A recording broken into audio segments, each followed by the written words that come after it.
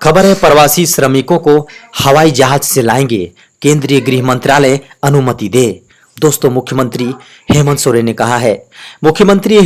ने कहा कि दूसरे राज्यों में फंसे श्रमिकों को लाने के लिए राज्य सरकार पूरी तरह प्रतिबद्ध है।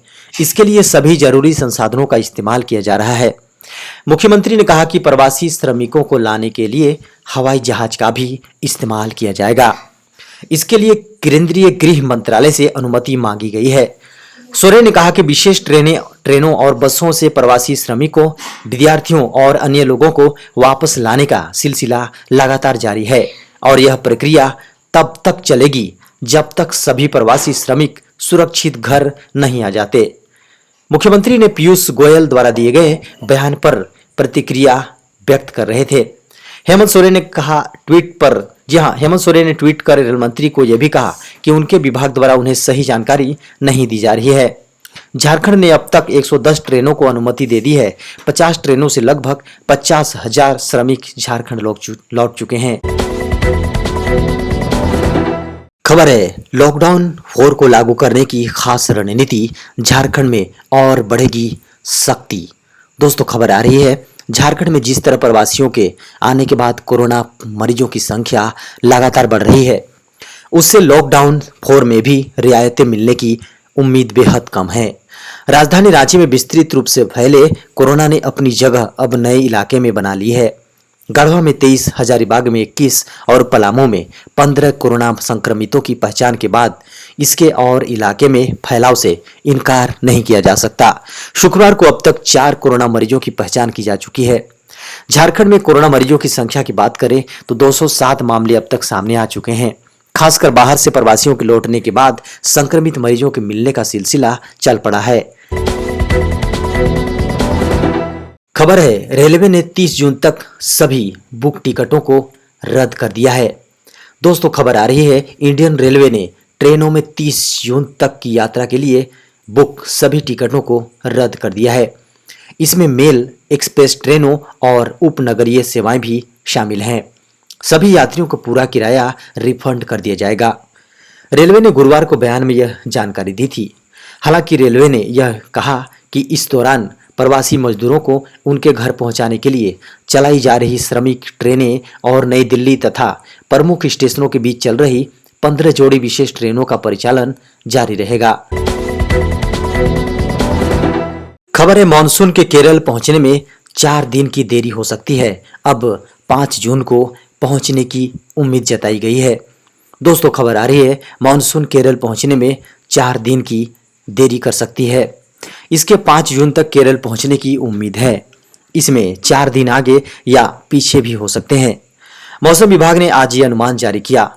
इससे पहले माना जा रहा था कि मौसम 1 जून तक पहुंच सकता है।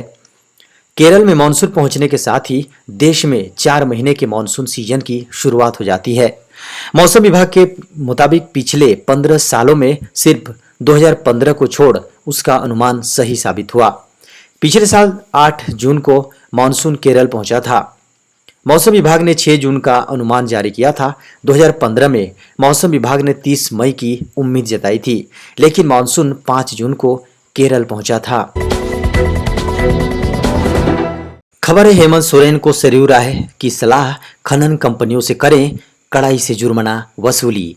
दोस्तों, खबर आ रही है पूर्व मंत्री व जमशेदपुर पूर्व के निर्दलीय विधायक सरयू राय ने झारखंड के मुख्यमंत्री हेमंत सोरेन को सलाह दी है कि कोयला कंपनियों पर बकाया राशि की मांग केंद्र सरकार से करें और लौह अयस्क के अवैध खनन के कसूरवार कंपनियों से कड़ाई से अर्थदंड वसूलें।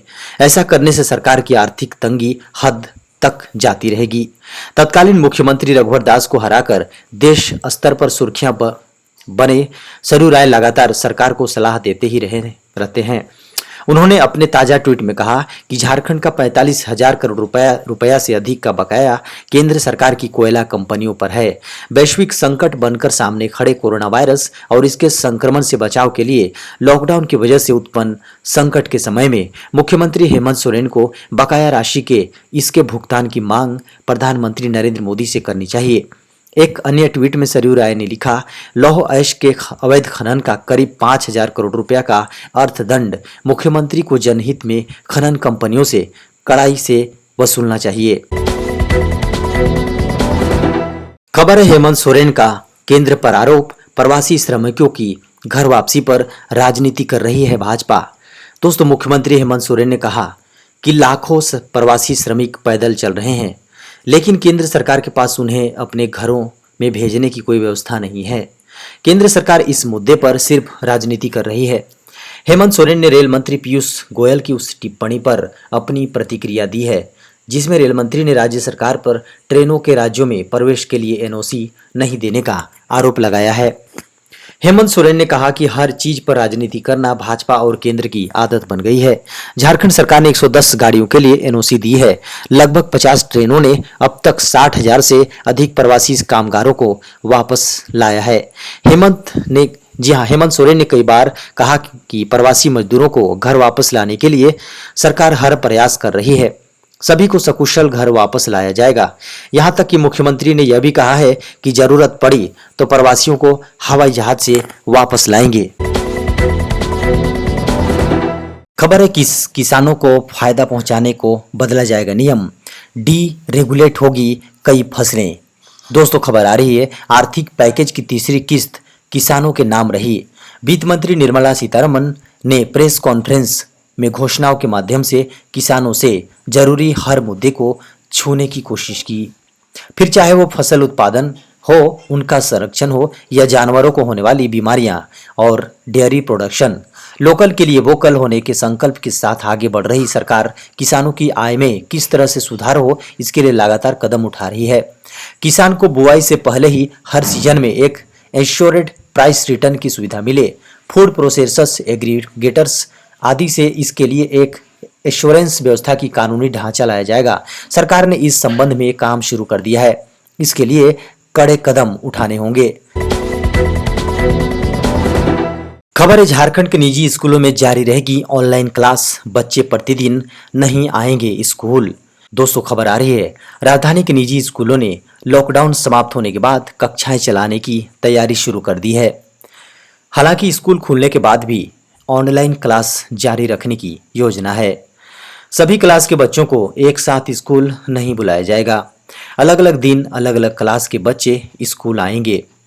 इसमें हायर क्लास के बच्चों को प्राथमिकता दी जाएगी ताकि बोर्ड परीक्षा की तैयारी ठीक से हो सके। निजी स्कूलों को खोलने की क्या तैयारी है? लॉकडाउन के बाद निजी स्कूलों में भी क्लास शुरू करने की तैयारी है। स्कूल कब खुलेगी इसकी तिथि तो नहीं बताई जा सकती है, लेकिन जब भी खुलेंगे इसका रूप स्वरूप बदला होगा। स्कूल खुलने के बाद कक्षा का संचालन कैसे होगा? लॉकडाउन हटाने के बाद के निर्णय भी इस सत्र में सुचारू ढंग से स्कूल चलाना संभव नहीं है। इसके लिए निजी स्कूल प्रबंधन कई विकल्प पर विचार कर रहे हैं। पहला विकल्प यह है कि अल्टरनेट डे बच्चों को स्कूल बुलाया जाए। इस दौरान ऑनलाइन क्लास चलते रहेगी और विद्यार्थियों का रिवीजन, टेस्ट व अन्य कार्य स्कूलों में होगा।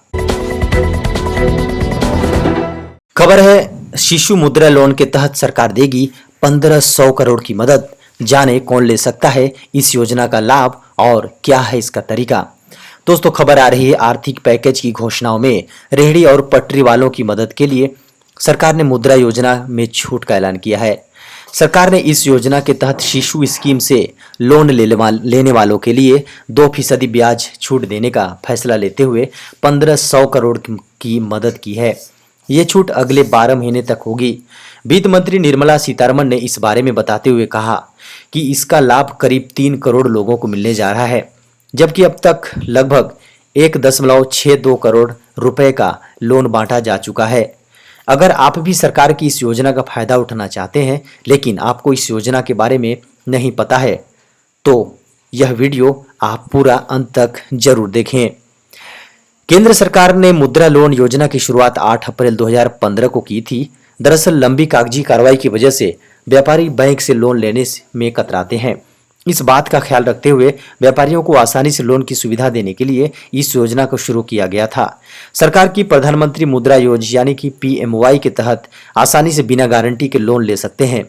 मुद्रा योजना में 3 तरह के लोन दिए जाते हैं। इसके तहत 50,000 रुपए से लेकर 10 लाख रुपए तक का लोन मिलता है। पहला है शिशु लोन, जिसे 50,000 रुपए तक का लोन उससे आप ले सकते हैं। दूसरा है किशोर लोन, जो 50,000 से 5 लाख रुपए तक का आप लोन ले सकते हैं। तीसरा है तरुण लोन, जो 5 लाख से 10 लाख रुपए तक का लोन आपको मिल सकता है।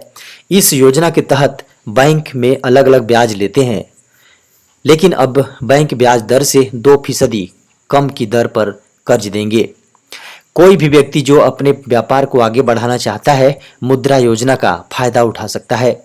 इस योजना के तहत आपको 10 लाख रुपए तक का लोन मिल सकता है, लेकिन फिलहाल सरकार की यह रियायत सिर्फ शिशु लोन पर मिलेगी और इसके तहत आप 50,000 का लोन बिना गारंटी के ले सकते हैं। लोन लेने के लिए आपके पास व्यापार से जुड़ी जानकारी, आधार कार्ड, पैन नंबर होना अनिवार्य है।